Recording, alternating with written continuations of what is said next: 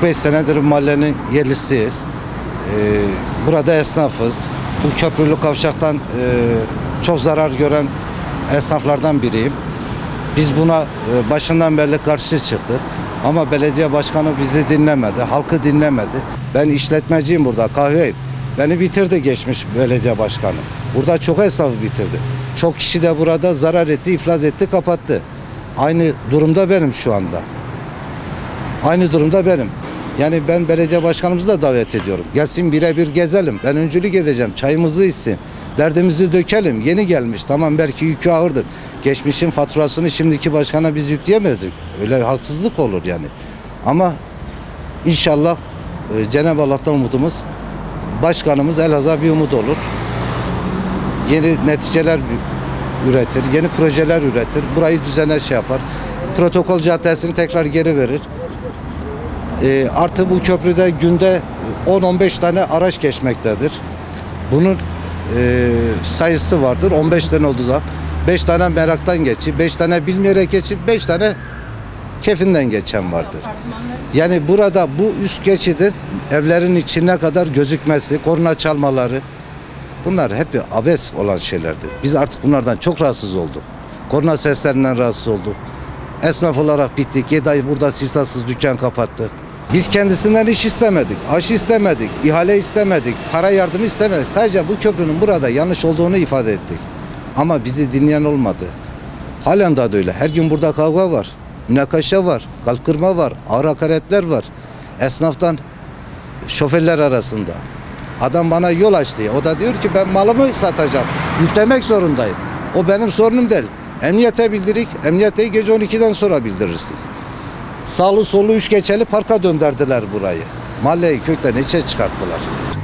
Üç geçeli otoparka döndü burası, sağlı ve sollu. 2 sağdan çıkışta, 1 soldan inişte otoparka döndürdü. Şimdi trafik daha aksine oldu, daha kötü oldu. İnsanlar araçlarını park edemez hale geldi. İnsanlar yükünü indirip indiremez hale geldi. Yayalar rahat geçemez hale geldi. Hastasını geçiremez. Ambulans geldiği zaman kilitleniyor burada biri eşyasını bıraksa. İtfaiye geçtiği zaman kaldırımların üstüne çıkarak. Biz esnaflar olarak rahat değiliz. Benim dükkanım şurası. Araba park edemiyoruz. Bir şey indirip çıkaramıyoruz. Üstüne üstlük görsellik hiç yok. Tamamen duvar. Tam camımın karşısı duvar. Gereksiz bir yer yapıldı. Her gün orada oturuyorum. Sayısıyla 5 tane araç geçiyor. Ve araçlar geçtiği zaman camların içindeler. Konya'dan bir misafirimiz geldi. Bana ne dedi biliyor musunuz? Dedi hayatımda ilk defa soğan doğrayan bir evin dedi içinden dedi geçtim. Konya'dan geldi. Böylesi bir geçit yok. Yani evlerin içini bu şekilde görebiliyorlar. Gerekli mi? Çok gereksiz. Biz sesimizi duyurmak istiyoruz. Şimdiki belediye başkanıyla sorunumuz yok. Önceden verilmiş olan sözlerin yapılması gerekiyor. Yapılmadı. Şimdiki belediye başkanından ricamız gelsin biz esnaflarla görüşsün. Biz kendi şikayetlerimizi dile getirelim ki buna bir çözüm bulunsun. Yapılmayacak bir şey değil. Kendi aracımı park edecek yerim yok. Burada eleman indiriyorum. Elemanımı indirecek anım yok. Arabanın dibine girecekler diye korkuyorum. Geçen gün burada şu tarafta yangın olmuştu. İtfaiye geçti. Yemin ediyorum sanki dükkanın içine girdim. Çünkü geçecek yeri yok. Nereden geçsin? Şurada iyice daha boğaz daralıyor. Bakın bu taraf daralıyor. Benim söyleyeceğim kardeşim tamam mı? Sayın Şerifoğlu bizzat gelsin şurada görsün. Burada yarım saat otursun. Şu köprüden kaç tane araç geçtiğini görsün. Evimizin içine girmiş. Metin Bulut geldi. Çağırdılar. Geldi buraya. Burada görüştük. Dedim ki sayın vekilim bunu aklına yatırın. Ya hakikaten de bu proje doğru bir şey değil dedi. Biz bunu görüşeceğiz, yapacağız. Ben dedim sayın vekilim bir tek senden bir şey istiyorum. Bunu mecliste dile getir.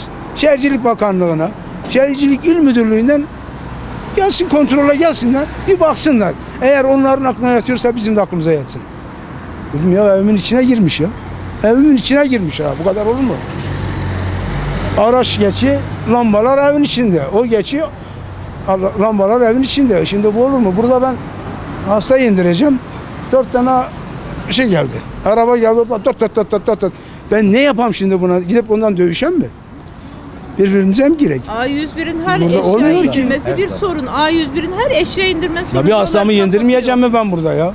Söylediğini söyle. Rüstem Paşa Mahalle Muhtarı Yusuf Gül. Bu Üst Geçiş Köprüsü burada geçen yıl tamamlandı yapımı. Bu köprüden dolayı bütün esnaflar mağdur. Bütün evler şikayetçi. Yolları kapattı. Yani ne olacağını biz bilmiyoruz. Eski başkanımız bize bazı vaatlerde bulundu. Kentsel dönüşüme sokacağız evleri falan. Hiçbir destek görmedik kendinden. Ne olacağını biz bilmiyoruz. İnşallah bu yeni belediye başkanımızdan kendinden yardım bekleniyoruz. Gelsin buraya, istişare edelim. Bu durumu görsün. Esnaf da mağdur. Ev sakinleri de mağdur. Yani buna bir çözüm bulunmaları lazım. Gerek yürüyor, yollar kapalı, esnaflar mağdur. Araba park edemiyor. Bak gördüğünüz gibi şimdi bir araba durduğu zaman arkadaki araç geçemiyor. Yani buna bir çözüm yetkililerden bekliyoruz. İnşallah da başkanımız bize söz verdi. Şahin Başkanımız bize destek çıkar. Yani yardımcı olur. Yani bu köprüyü yani bir çözümle kavuştururuz. Esnaflarımız da burada mağdur kendileri. Yani burada oturan ev sahipleri de sıkıntılı. Köprü evin camın balkonun önünden gidiyor. Yani burada yani köprü görüküyor yani bir şey söylemeye gerek yok yani olmamış yani buna çözüm bulma lazım. Üstten zaten araç geçmiyor. Yani yolun büyüklüğü kadar köprü koymuşlar. Yani buna bir çözüm bulmamız lazım. Çekiyor siz de görüyorsunuz. Bu esnaf arkadaşlarımız da burada. Yani bir yıldır bunlar mağdurlar. Yani bunu bir çözüme getirmemiz lazım. Başkanımızdan da destek bekliyoruz biz, Sayın Başkanımızdan. Yani bu böyle gitmez. Yani buna bir çözüm bulunacak. Evlerin önünden gidiyor. Bak yukarıda gördüğün gibi köprü yapmış, sokaktan gelen yol kapatmış. Köprünün ayakları gelmiş evin önüne girmiş. Yarın binadan bir çocuk çıktığı zaman direkt arabanın dibine gider burada. Çekti gördünüz. Olmamış bu. Yani buna bir çözüm bulmaları lazım. Bu köprü yapılmadan önce buranın ticari faaliyetleri daha güzeldi. Mahallemiz daha da iyiydi, daha sakindi, daha güzeldi. Bu köprü yapıldıktan sonra maalesef evlere gidiş gelişlerde sıkıntılar yaşanmaya başladı. Birinci katlar tamamen rahatsız. Adam var diyor ki ben ön yatak odamı kullanamaz hale geldim.